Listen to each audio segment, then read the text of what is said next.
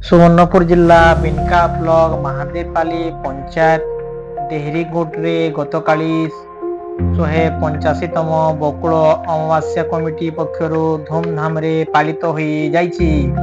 सकाळु बौल गछ मूल भगवान को स्थापित करा जाई पूजार्चना होम आदि करा जाइतिला। एथिरे प्रशांत देहरी स्त्री अंबिका देहरी कर्ता थिबा बेले हिमांशु पंडा पूजक रहिथिले।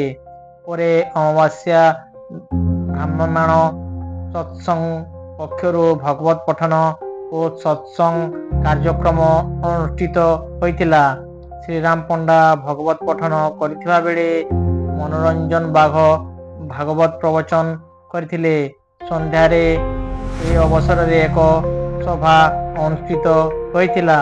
एथिरे मुख्य अतिथि भावे सत्येंद्र कुमार पाढ़ी, सम्मानित अतिथि ईईओ शिवराम मिश्र, लक्ष्मी प्रसाद फाउंडेशन सभापति संग्राम केशरी नायक, बकुल अमावास्या कमिटी संपादक अरविंद देहुरी मंचासीन थिबा बेले निराकार देहरी मंच परिचालना करथिले।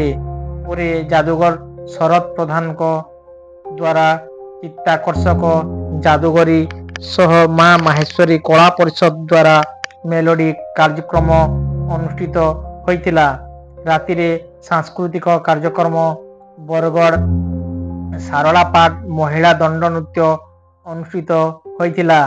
कार्यक्रम परिचालना रे कमिटीर गणेश देहरी, जनार्दन देहरी, प्रताप देहरी, वृषभ देहरी, सुरेश देहरी, प्रदीप देहरी, सुशांत देहरी, सुबोध देहरी, दिलीप देहरी सह अन्य माने सहयोग करथिले।